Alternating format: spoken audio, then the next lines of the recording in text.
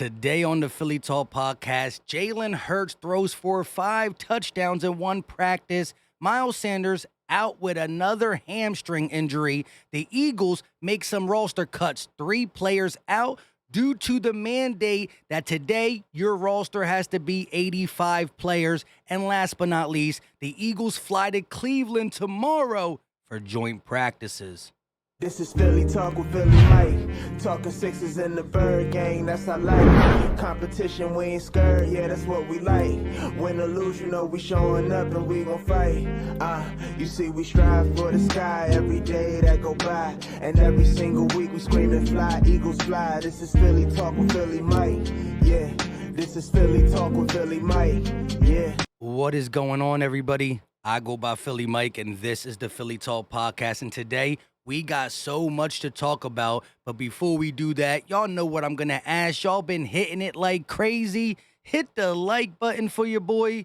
Subscribe if you are new, and ding that bell so you know when we go live by ourselves for Go Talk, Battlebirds podcast, or the live play-by-plays, which will be Sunday, Eagles versus Browns. We got a lot to discuss, but I do got one more favor to ask. Hit your boy up on TikTok. We will not be posting the same stuff on YouTube to TikTok, but I will be customizing short videos, whether it's highlights, whether it's breakdowns. But join your boy on TikTok at Philly Talk Podcast. Type in Philly Talk Podcast. I just started it not too long ago, was playing with it. I got some cool things coming there. So shoot your boy a follow if you got TikTok. If you don't, it is what it is. But if you ever tried TikTok, come holla at your boy. It will be different content, but all about the Philadelphia Eagles and making fun of the rest of the NFC East. Now, I know they keep watching what Jalen Hurts is doing. They were upset that he came out 6 for 6 in a preseason game against the Jets, and I understand. It's not the, oh my God, somebody give him an MVP right now. But it's still encouraging. 6 for 6, 80 yards. You didn't even target your number 1 wide receiver, but he was big. That touchdown to Goddard was because of all the attention given to A.J. Brown. It's as simple as that. But today, Jalen Hurts was feeling it. 14 of 20, 5 touchdowns, 0 interception. And this is coming from the guy who critiques him more than any other beat writer. And it's not just the 14 of 20 for 5 touchdowns, 0 picks. It was the other compliments from guys like Brandon Lee Gowton and Elliott Shore-Parks. Made some really nice throws. Not one throw, but throws. The AJ touchdown was a special throw. He definitely gets an A for today. That's not just a couple throws. That's the totality of practice. He gets an A. That's pretty big from a guy like Elliott Shore-Parks.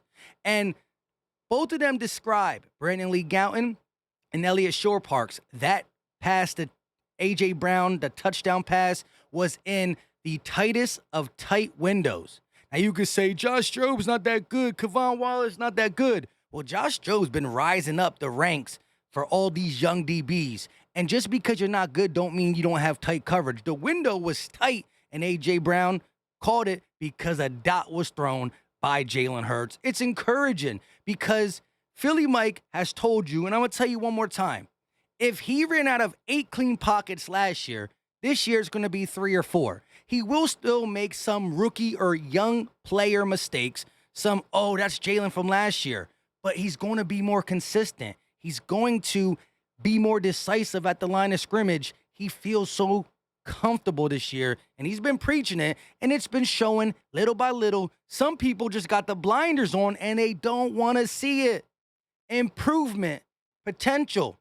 This is what Philly Mike is rocking with when it comes to Jalen Hurts, and I believe you're going to see it. That does not mean he's going to come out and never make a mistake or be leading candidate for MVP early on in the season. If he does, he does. Kudos to that guy because he can be that guy, and I think you're going to see the steps being taken to be that guy. That's what I've been saying the whole time. Now, let's look at Miles Sanders real quick, because he was absent today due to a hamstring injury. Eagles label his absence as leg soreness on Sunday. No word yet on the severity of the injury. Sanders had a strained hamstring around this time in 2020. Injury first came up at 8/19 in 2020. He only missed 1 week during the season. He was back by week 2, according to Zach Berman. And again, we don't know the severity of the hamstring, but here we go again. We're talking about one series in a preseason game where he caught the ball 2 times. Look, I'm going to continue to give Miles Sanders the benefit of the doubt, but I'm going to start running out of excuses. 5 yards per carry and his ability is why I keep clinging on to certain things. But if he cannot stay healthy, then, well, it's not about me or you. He's in his last year of his deal. He has to prove to the Eagles he's worth re-signing and still take a deal that is friendly to the team because the Eagles don't pay running backs. It's not going to be pretty, but we got to figure out this running back situation. I understand Jalen Hurts gets busy. Maybe less this year, he'll get busy. Kenny G's a guy we all believe in. Boston Scott can help out and carry the load, but we're down Jordan Howard, the bruiser. And if Miles Sanders continues to get nicked up, you might have to really figure out something for this running back group because the run game is going to be good as long as you got a C-plus guy back there because of how great the offensive line is. But Miles Sanders does have a ability that not every other running back has. That's why he averaged 5 yards per carry, not for 1, not for 2, but 3 seasons in a row. Miles Sanders' future with the Eagles is skeptical regardless, but I was expecting him to do something for his own contract, whether it's with the Eagles or not, and that is be healthy this year and have one of your best years. So if you are back with the Eagles, we all feel good about it. And if you aren't, which will be the most likely situation because of money and Eagles not paying, well, then you're on a team that's paid you and you can enjoy, you can have a career that you can say, I got this one contract. I got paid once. 5 yards of carry don't come light, but man, you keep getting hurt. Now, let's look at the the 3 people that were cut due to the roster needing to be 85. So on 8/16/2022, you had to have your roster to 85 players. The Eagles had, I guess, 88 players on the team or listed on the roster, and these were the cuts. If I can pull it up. Right here it is. Tim McManus says, to get the roster down to the league mandate 85 players, the Eagles waived injured wide receiver Lance Lenoir, safety Jared Maiden, and cornerback Jimmy Moreland. The Jimmy Moreland is interesting because he's been around in the NFL. He played for Washington. He played for another team as well. I think the Texans, Washington and the Texans.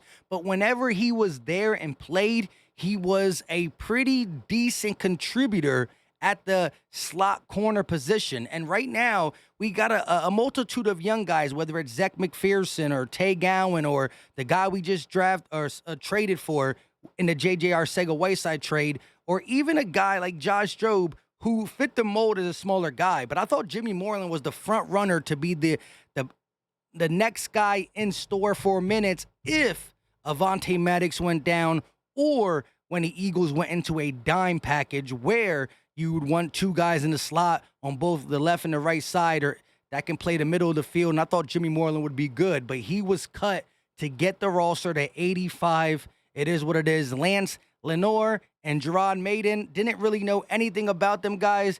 A better luck next time. Every week, the roster is going to have to get cut until we get to 53. By the end of the 3rd preseason game / the week prior to the season starting, you need to go from about 88 to 90, which we, I guess, had 90, got down to 88. Now we go from 88 to 85. We still got to get from 85 to 53. 85 to 53, that's still 32 more players. This is where the guys like Covey, this is where the guys like Huntley, this is where even Rager got to show something. We just traded J.J. Arcega-Whiteside, so we're not holding hands no more. It's over. 32 people are going to get cut in the next 2.5 weeks. guy got to step up. You got to show why you deserve to be a Philadelphia Eagle. Last but not least, I want to just head over to the joint practice thoughts. Not going to go too hard on it for the simple fact that we'll talk tomorrow about that. I think I'm going to be going live. But we're going to Cleveland where they got really good corners. They got a guy like Myles Garrett. You're going to be going against a quarterback like Deshaun Watson because he will be available for these joint practices and in the preseason game. So the Browns, with the roster, as long as Deshaun Watson is there, that roster is considered very good offensively and defensively. So this is going to be a nice test, whether it's joint practice or the game on Sunday, which we will be live for. You're going to be matching up with some of the best players. I want to see how Jalen Hurts reacts to Myles Garrett coming around the corner. Lane Johnson's going to lock up as best as possible. Myles Garrett is a freak, though. He's a beast. Not saying Lane's going to get beat up. But one thing last year Jalen Hurts didn't do well was play against the blitz. When pressured, that's when he made the most boneheaded plays. And so sometimes when he believes pressure's coming, but it's really not there, but he sees a guy like Myles Garrett who can attack, he gets out, he gets flushed out the pocket earlier than he should have went. So I want to see his pocket presence. I want to see being decisive, because when a guy comes hot, you then need to get to your check down and or your hot route. All that being said, this is going to be a good matchup for Jalen Hurts. Practice and then in the game if he gets a series or two. Let me know your thoughts in the comment section. Y'all been doing really good, not just hitting the like button, but y'all been commenting. I've been getting comments from people who say, I've been watching you for a while, and I believe it. But you're coming out and commenting, and I love to hear from you. All different opinions. There's no such thing as right. There's no such thing as wrong. We all have one goal, and that is to make sure that the Eagles are getting better. Some see it this way, some see it that way. At the end of the day, we'll see who's right. We'll shake hands and say what's up to the people who are wrong or right or wrong. But we all have one goal. Let's go, Eagles. Until next time, y'all know what time it is. Like, subscribe, bell, and I can't wait to see this team take shape. We out.